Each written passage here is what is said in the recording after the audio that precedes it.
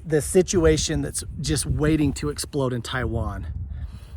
And so if we are in this very fragile, critical moment of inflation, where these numbers, I mean, right now the stock market's down 500 points. So there's a massive Wall Street freak out because, oh my gosh, how can rates go down if inflation's so hot? Correct. Yeah. So Wall Street's suddenly thinking that there is a cause and effect to all of this madness. And so the stock market's down because people are realizing maybe the feds do not truly have this train, which is off the track, under control. Oh my gosh, the train's derailed and there might be a crash. There might be a collision. Well, duh. Welcome back to the homestead. Okay, guys, I'm in my greenhouse right now. I will give you an update toward the end of this video of the greenhouse because it's doing fantastic. But we're going to get right into business with the news of the day. And it's how expensive and how unaffordable it is becoming to live in America. So we're going to talk about inflation, but I promise you, we are going to make this inflation talk make sense. Because at the end of the day, you just know when you go to the grocery store, it's expensive. And you just know if you're trying to break into the housing market, or if you have kids or grandkids trying to get into the housing market, we are in massive trouble. So after we talk about that, I'm actually going to thread the needle and why I think we have a massive national security crisis on our hand because of inflation. Now, these sound like grand topics, but I promise I'm no PhD, and maybe you aren't either. But these things make sense. And as we bring the ramifications of this runaway inflation, and as we talk about what it means in our homesteads and in our preps, and just trying to secure our way of life with our kids, I think it's all going to make sense. We are in trouble. We're massively in trouble. So we just got the inflation numbers, and the numbers came in way hotter than they thought it would. So January and February, they're telling us, oh yeah, inflation's high, but it's just a fluke. It's some seasonal fluke that we don't need to worry about. And so the media, who does the bidding of the current regime, just kind of covered for everything. Well, then we just got the third straight inflation report, and it came in way hotter than they thought. So it's kind of like fool me once, fool me twice, okay, fool me three times. I think Americans are finally realizing, no, this doesn't make sense. By the way, take a look at that. That right there is a passion fruit flower. So cool. I had to give you a happy thought because the rest of this is going to be pretty bleak. So the inflation number that came out is that inflation is 3.5% higher than it was last year. Let me translate that. That is 3.5% higher than it was last year when we were still in record inflation. So we've had inflation one year, inflation the next year, inflation the next year. That is a big deal. If we're threading the needle, what that means is in just for groceries alone, the statistic I just wrote down is that since, let me look at my note. Yeah, so it's 2019, your grocery bill has gone up 40%. Chew on that for a second, 40%. Now, do you have that much money to just throw into food? Well, you're gonna have to because we all eat. And so there's a lot of bipartisan blame that can go around, right? So 2019, that spans another administration as well. So yeah, I'm obviously a very right-winged person, but this is a bipartisan issue. This is something that affects every single one of us. We are all on the same team. I mean, I don't know whose team these idiots are that are running the country. So we have all these things that are creating more and more inflation. And what is the current regime's response to it? So during the last election, the politician in power gave this unconstitutional promise that we are going to waive student debt. Now, listen to me. Don't be offended. You can handle something that maybe isn't in your political thought here. So don't unsubscribe. Don't leave. Everyone's safe here, okay? But I am going to talk about that political promise. it was obviously a political promise, because it's obviously not constitutional for a president to have access to the, basically the Senate, the Congress, and president. So all three branches of government. And that's what it would require to be able to, through executive order, waive student loan debt. So that was the promise that they made. They get in there and through executive order, they tried, and then it was shut down by the Supreme Court because, hey, president, you actually are not a dictator and you actually can't do that. And so, well, what would the effect of that been? The effect of that would have been is that those few people in America who had student loans, wow, you just won $10,000, So suddenly all of those monthly payments would then go into the economy with more discretionary money for the few who had student loan debts, who got them forgiven, at the expense of everybody else. We back when I was in school, we called that socialism. Give me a better definition for socialism than forcing everyone to pay, the masses to pay for a few. So that's what taxes are too, in a lot of ways, right? And so anyway, so it was unconstitutional. And so what do we do now? It's another election year, and we have these same brilliant politicians given the same promise. Hey, we are going to waive student loan debt. Again, fool me once, maybe I was stupid to fall for that. I wasn't. I didn't vote for him. But fool you twice. I mean, if you are on that side of the aisle, that's one thing, but you and I alike, because we are the same people. We breathe the same air. We know we're just being lied to. We're being pandered. That's ridiculous. To tell me one thing that is unconstitutional just to get my vote, and then to try to do it a second time. America, are you paying attention? Okay, I want to go over some more of these numbers. And then I'm going to thread it into what I think is the great threat to America right now, which is yet more geopolitical conflicts. I'm talking about Taiwan. And I'm going to tell you why all of this inflation garbage and political garbage talk that I'm spewing at you while you're on the homestead. By the way, I'm giving you a little tour of the homestead. Have you noticed? So over here is the 1871 rock house that we are restoring, and we were in the greenhouse. We'll go over by the rabbits, okay? Let's go take a look at the rabbits, get an update. So if you can stay with me, you're gonna get a sweet little rabbit update. Okay, so just talking about energy. So in February, when the inflation report came out in February, energy had risen, so that's gas. Do you put gas in your vehicles? Because I do. That's how you go to work, it's how you go on your vacation, but also fuel prices affect every good and service in the economy, okay? So when fuel prices go up, prices on everything goes up because everything has to be manufactured and transported. So it's kind of a big deal. So if you think things are too expensive, if you want to see the root cause of it, look at energy. So in February, it went up 2.3%. That was a massive jump. That is an awful number for 1 month.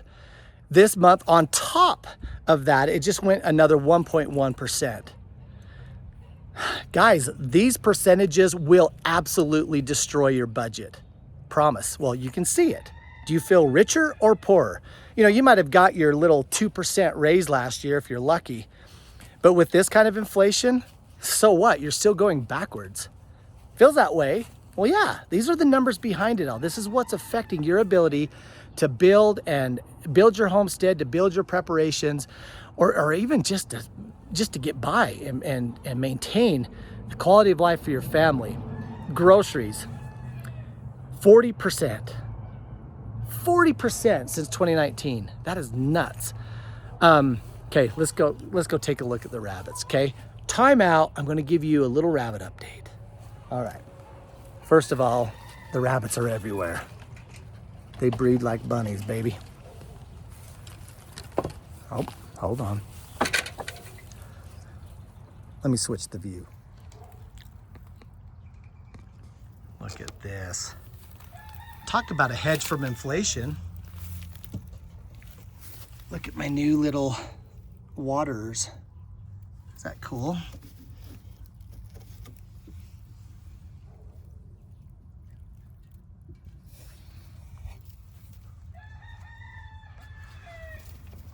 All right, let's go take a look at the little babies. So the one thing about our rabbit colony is that we have insulated coolers so that we get better production with our colony setup, because the rabbits can come in here when things are really cold and when things are really warm. Oh, look at that. Hello, you dirty little buggers. They've got a little wet. They don't look so fluffy. Okay, so we have the one set of rabbits, but look, they are getting ready to have more. Look at those little buggers again. Man, they grow up fast.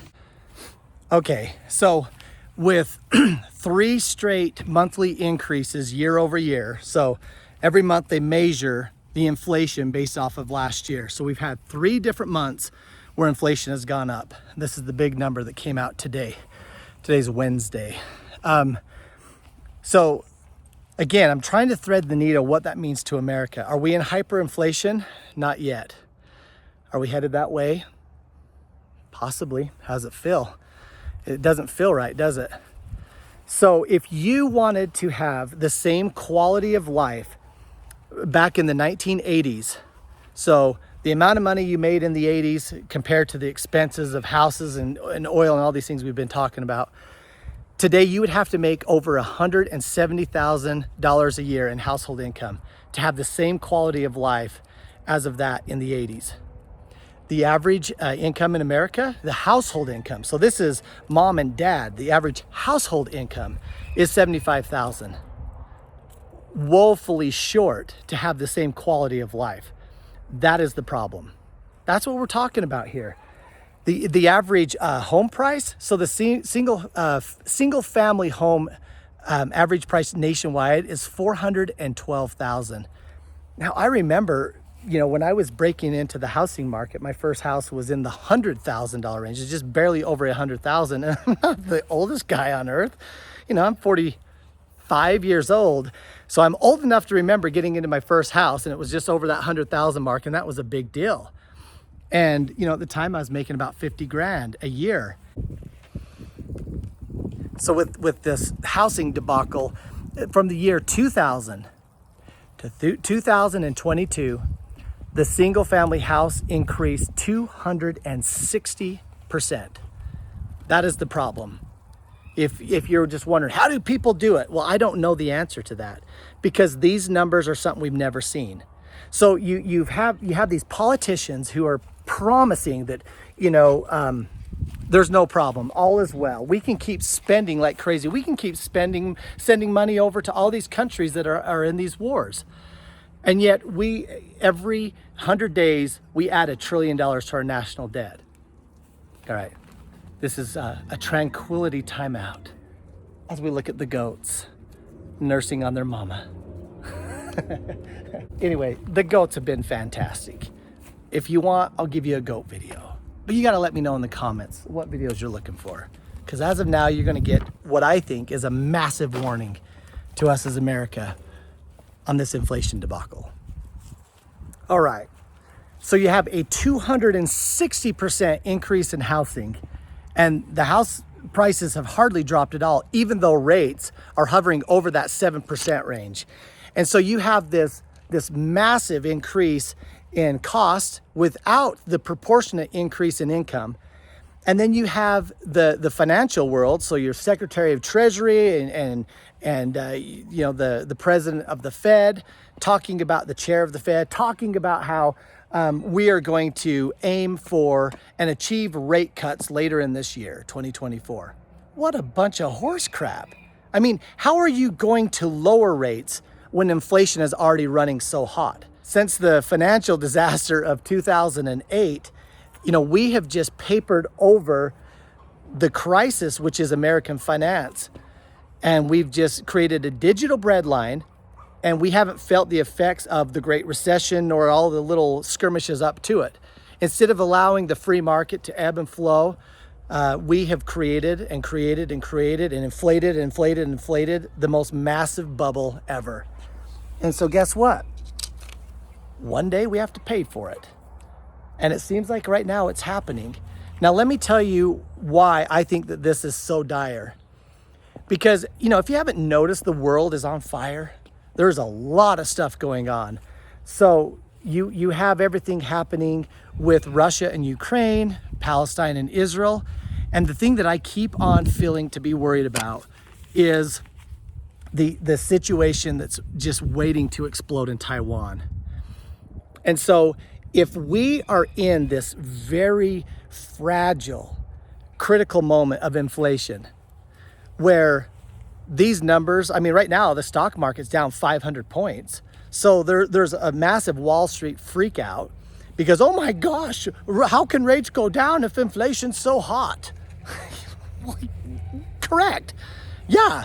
So Wall Street's suddenly thinking that there is a cause and effect to all of this madness. And so the stock market's down because people are realizing maybe the feds do not truly have this train, which is off the track, under control.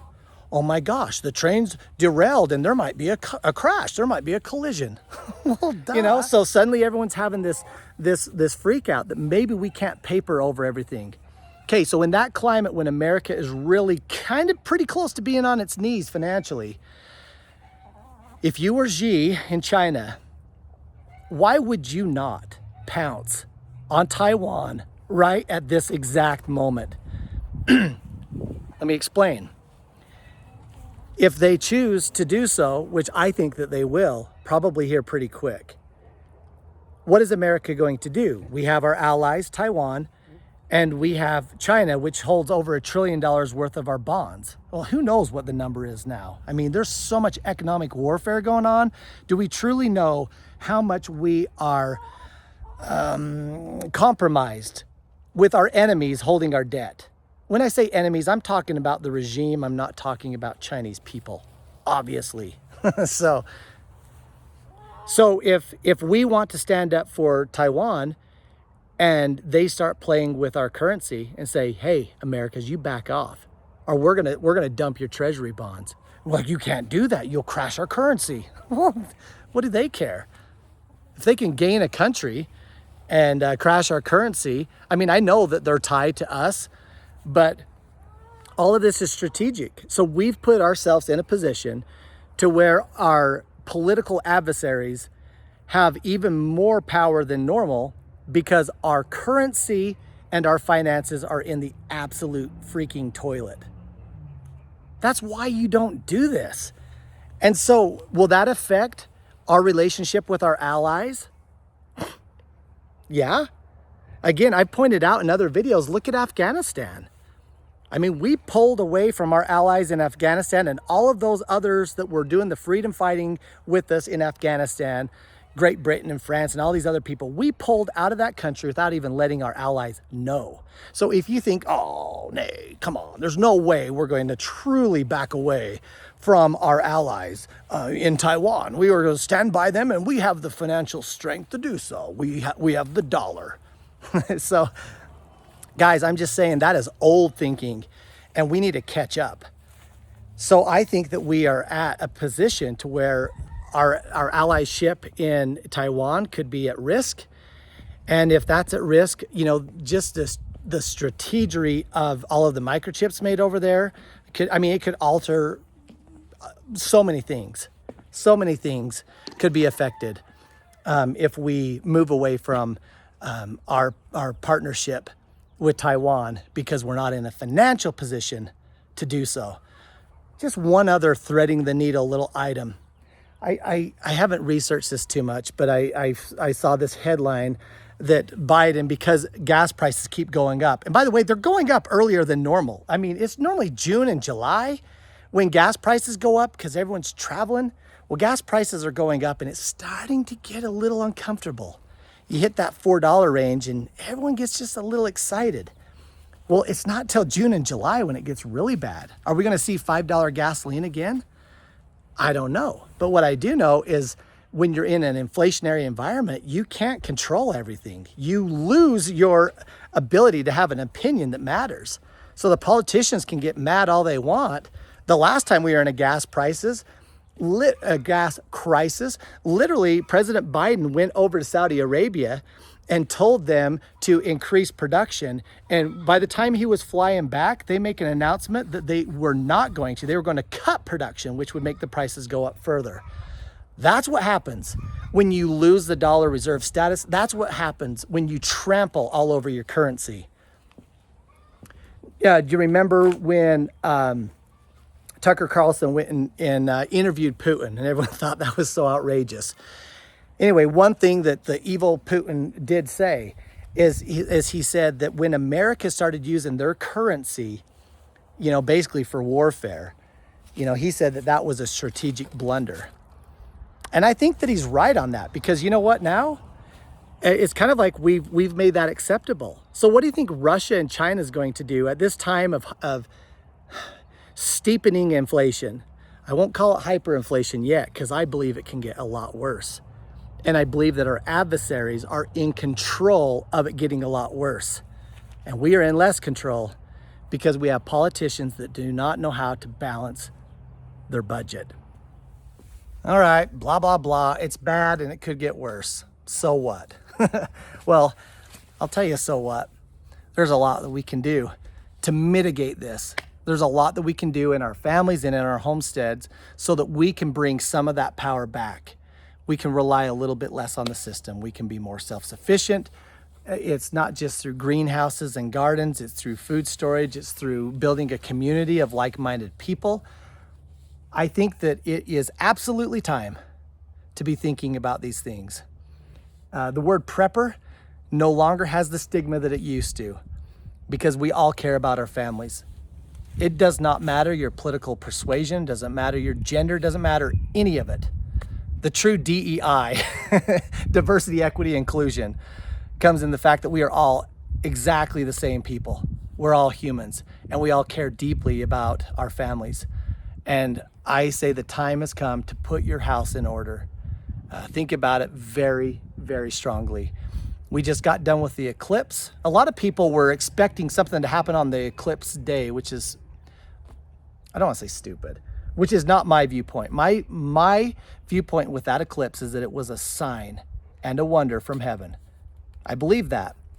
When I look down the road and the road turns and there's a sign that says, points that the road is turning, I don't turn right where I'm at, because that sign just, told me there's a turn coming. That sign warns me and tells me that eventually there's going to be a turn and things are going to be different on that road. That's exactly where I think we're at right now. All right, I'm gonna go give you some footage inside the greenhouse. Please like and subscribe. Videos like this, I don't do myself any favor, but you can do a favor if you will like and subscribe. So that part is up to you. All right, if you made it this far, you made it through all of my rants and you wanna see some greenhouse, so here you go. We are almost 2 years in this off-grid Wallapini greenhouse hybrid. So I'm just gonna give you a quick little update. And if you want to see more greenhouse update, let me know what type of video you want. And you know what? You got it. But for right now, I've left a few lemons on, even though we're in blossom, because gosh, it's rewarding. The fig tree doing some explosion, as well as our celery patch. Oh baby, and it is good. We cook with it every Sunday for sure, and more often. We make celery trays all the time. So this design is, again, supposed to be off-grid. Well, it is off-grid because this is almost 2 years of production without running the electricity. We have, some people point out, I see a plug. Literally, I see a plug right there, Nate. Look at it. Yeah, nothing's plugged in. Actually, we do have a bubbler plugged in for our fish. But we've been able to grow this without turning on power for fans, without turning on anything for heaters. This is just it doing its magic using geothermal technology, baby. These bananas, if they don't give me bananas this year, I'm just going to cry because I want bananas. I want to say that this thing can do bananas. It's done bananas, but they take a while to produce the fruit, and I'm impatient. So I'm still waiting for the orange trees to go into blossom. The lemons have, but the limes and the oranges we're still waiting on. The mango trees got some new growth, which is exciting. Some cilantro. Man, it is hot in here. Woo! So in the summer, we will have temperatures between 90 and 90 and 100 degrees, but we open up the insulated curtains. So you have tons of ventilation, tons of airflow. We open the windows and the doors, we open up the vents, and the plants explode. Look at I don't even know if these are cabbage, cauliflower, or, well, they're not broccoli, so probably cauliflower, but they are doing great, actually. Down here, we've done everything from seed, and so those are really starting to take off. Kind of fun. We just barely, I'll put some artichoke footage in. We just barely harvested a whole bunch of artichokes, and then we've got the avocado behind it. So there's your little update. I will make a greenhouse updated video if you want it. Put it in the comments. All right. Thanks for putting up with the political and economic rant earlier. I hope I've threaded the needle, because guys, this stuff matters. This economic mess is a train off the rails headed right towards you, and you can ignore it. You can close your eyes all you want. But the reality of the situation is we've got to make decisions to keep ourselves protected and to protect the ones that we love and we provide for. That's the message. Remember, like and subscribe. Need your help on this one. Thanks.